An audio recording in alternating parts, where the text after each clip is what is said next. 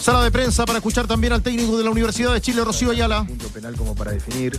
Gustavo Álvarez. Bueno, más luego llega la expulsión, pero nosotros nos acomodamos bien, porque la instrucción era juguemos igual pero con dos centrales y mano a mano, en lugar de 3 para 2, Calderón, Saldivia y Ramírez contra Cepeda y Correa, jugar 2 contra 2. Pero ¿qué pasaba? Cepeda se tiraba a la banda, entonces lo fijaba a Salomoni. Lo que hablamos en el entretiempo que usted me pregunta es que Cepeda fijado, el que salga contra Isla y jugar 2 contra 2 es Altamirano, compensando Charles con el interno y estábamos bien. Así empezamos el segundo tiempo y el mensaje fue vamos a ganar, no sirve no perder. Por eso no cambio características. El equipo se empieza a desgastar. Di Llorio desgastado, por eso sale. Contreras entra con otra característica a la hora de presión. Entonces considero que lo adecuado ya era pasar a jugar 4-4-1. Pero arriesgando en características, con Guerrero como mediocentro junto con Charles y Lucas Asadi en la derecha. ¿Por qué en la derecha? Porque la izquierda era más peligrosa y yo necesitaba con Altamirano y Sepúlveda resolverlo. Cuando vi que no alcanzaba, perdón, con Salomoni, cuando vi que no alcanzaba, digo, entra Sepúlveda y 2 contra 2 contra Isla y Cepeda con Salomoni. Hay 10, 12 minutos que Colo-Colo tiene 3 o 4 situaciones de gol, tiros en los palos, hasta que llega el gol. El equipo ahí reacciona. Entonces en el balance puedo decir que el primer tiempo hasta la expulsión fue favorable. Estuvimos acomodados hasta el término del primer tiempo. Empezamos con una idea táctica que el desgaste físico hizo que la modifique, pero en la hora tenemos una situación de gol con el arco solo. Si hubiéramos convertido estaríamos hablando de otra cosa, ¿no? Entonces, ese es el análisis y el balance que hago del partido. Siguiente pregunta, Felipe Cabrera de Radio Agricultura. Hola Gustavo, buenas tardes. Bueno, la U ha tenido un rendimiento, si bien se podría decir, poco endeble durante esta segunda rueda, sobre todo sacando muy pocos puntos en comparación al que era el perseguido, en este caso Coquimbo Unido. Ahora, ¿qué viene para la U?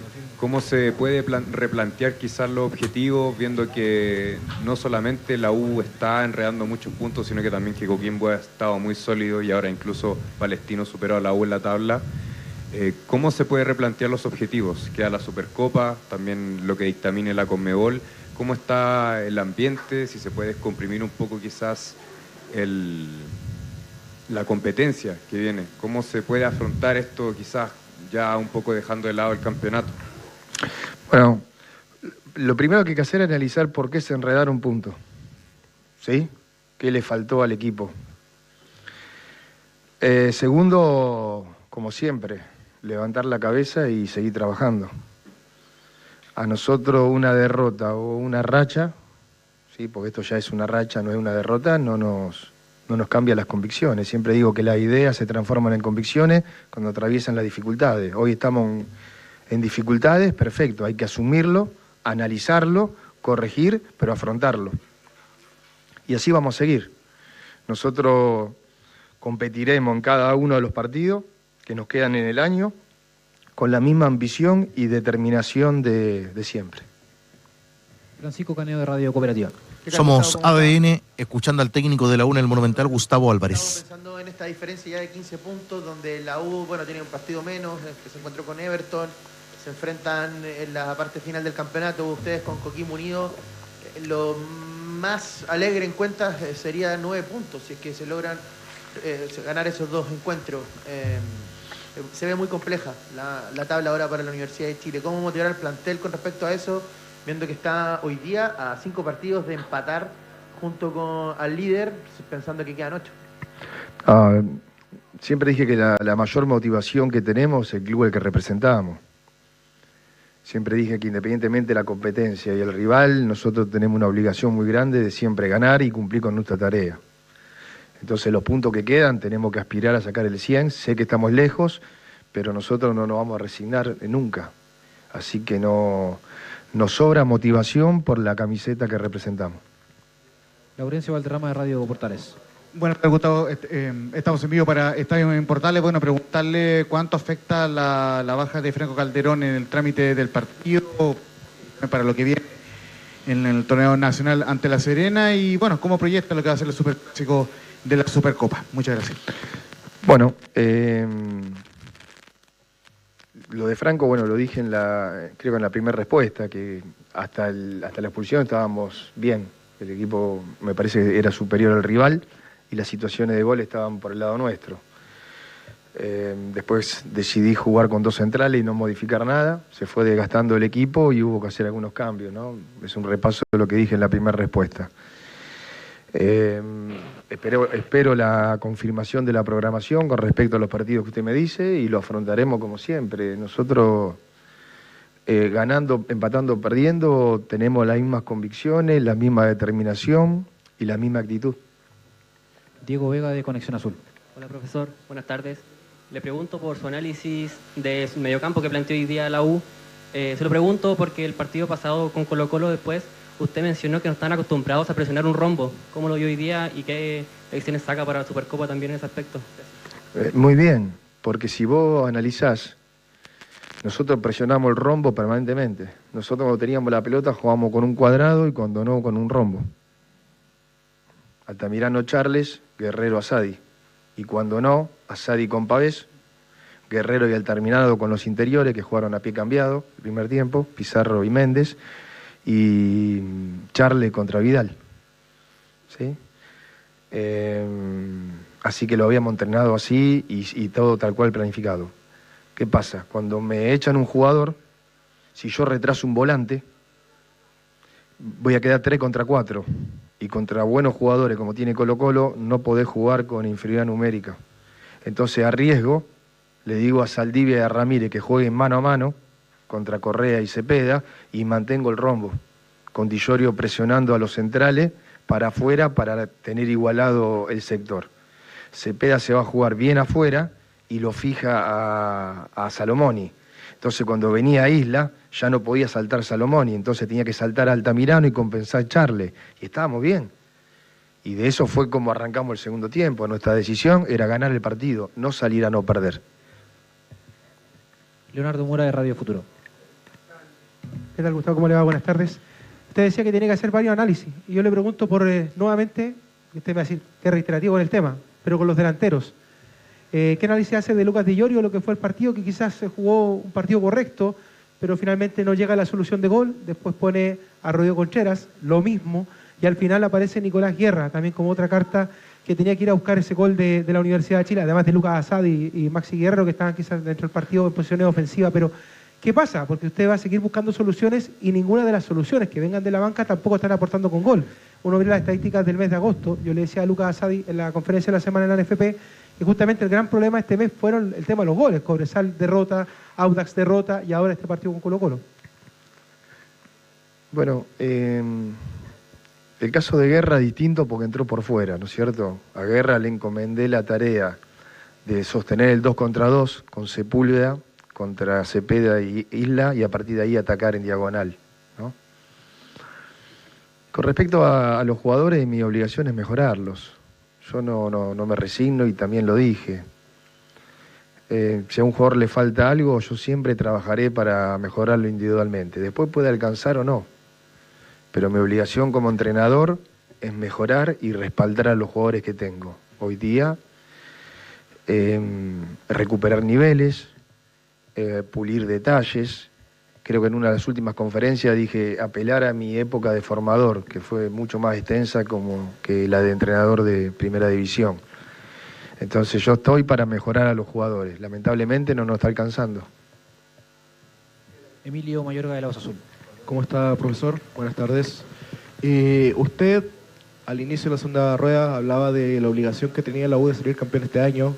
Marcelo Díaz, en la previa de este superclásico, Hablando sobre la diferencia que tiene la U de puntos con Coquimbo Unido, decía que dependían del día para seguir peleando ahí arriba.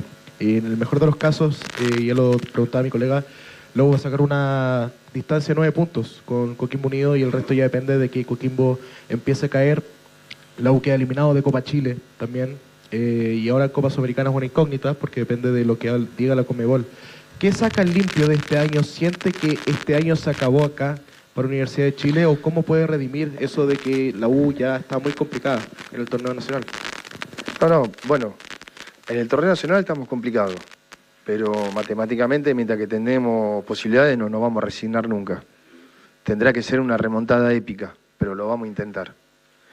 En Copa Chile tuvimos 2 malas presentaciones en esa llave y quedamos eliminados. Pero a nivel internacional, ¿a usted qué le parece lo del equipo? En Libertadores y en Sudamericana, funcionamiento, resultado. Libertadores pudo haber marcado la diferencia del partido de local contra Estudiantes, que también a juicio personal ha sido... ¿Pero a usted qué le parece? Después de 8 años de no jugar, ¿qué le parece? ¿Cómo estuvo la U a nivel internacional? O sea, ahora la U no depende de sí misma Sudamericana, depende de lo que diga la Conmebol. ¿Y deportivamente cómo estaba la llave? Deportivamente estaban empatando el partido ¿Y de local? Ganando la llave. A mí me parece que a nivel internacional fue sobresaliente el equipo. Sobresaliente. Usted fíjese los presupuestos y la historia y las realidades de los clubes que enfrentamos. Jugamos contra 5 equipos, le ganamos los 5 y superándolos deportivamente. Entonces hay que ser muy cuidadoso con los análisis. ¿Sí? También dije que me parece que este club no puede estar 9 años y salir campeón. Algo pasa. Si se repiten patrones, hay que analizar por qué. Yo llevo 2 años en el club y me hago cargo de estos 2 años. Pero hay 7 anteriores con los mismos resultados. Entonces, para obtener resultados distintos hay que hacer cosas y tomar decisiones diferentes. Eso es lo que yo dije. Después digo que en Copa Chile estuvimos en el debe, porque hay que ser justo con el análisis. Porque quedamos eliminados en Copa Chile o porque tenemos 15 puntos, se tira toda la basura. No. Me parece que hasta aquí tuvimos un muy buen desempeño internacional, por encima de las expectativas, inclusive de puerta afuera del club. De puerta adentro no, porque sé lo que podemos hacer. ¿Sí? En el torneo tenemos esta diferencia y en Copa Chile estuvimos en el debe. ¿Sí? Ese es el análisis que hago. Siguiente pregunta, Sebastián Hofstadter de Dale Bulla. Hola Gustavo, ¿cómo está?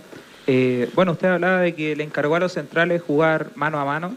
¿Siente que en la citación del día de hoy cometió quizá un error al no citar algún defensa pensando en esta situación que usted decía de jugar el mano a mano? No, porque nunca decidí jugar con 3.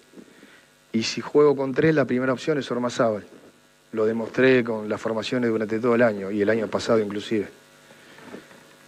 Pregunta Víctor Oces de Emisora Boyenguer. ¿Qué tal, Gustavo? Usted habla de patrones. Dentro de esos patrones o de lo que usted se puede acercar estos 2 últimos años, hay un análisis sobre la falta de refuerzo en mitad de campeonato. Está dentro de su análisis, sobre todo en los bajones del segundo semestre, a los comienzos del segundo semestre. ¿Y qué lo llevó también a dejar fuera a uno de esos refuerzos en este partido tan importante como es Sebastián Rodríguez? Bueno, Víctor, usted me conoce bien y sabe que la respuesta que le voy a dar, siempre evalúo rendimiento. Y para mí los que están mejor tienen que ser convocados. ¿Sí? Acertando, equivocándome, pero con mi criterio. Siempre por rendimiento. ¿Está? Y después, con respecto a los refuerzos, no quiero generar polémica. Mientras que esté el mercado abierto, puedo hablar, porque puedo modificar algo. Cuando está cerrado, es generar polémica, y esas cosas son convenientes hablarlas puertas dentro del club. Le pido disculpas. Última pregunta, Joaquín Rivas de Radio Sur Chile.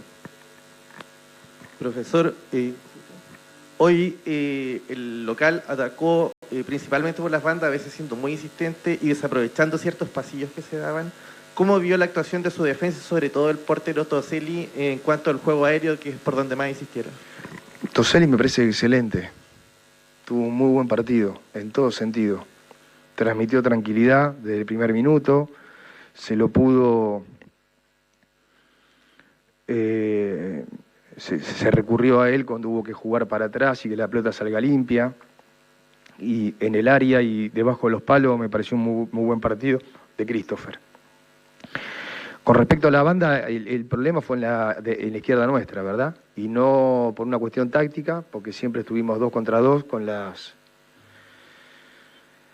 particularidades de nombre que les dije en las respuestas anteriores, y quizás perdimos algunos duelos con Cepeda en el 1 contra 1, por eso las modificaciones que hice. Bueno, así finalizamos la conferencia. Muchas gracias.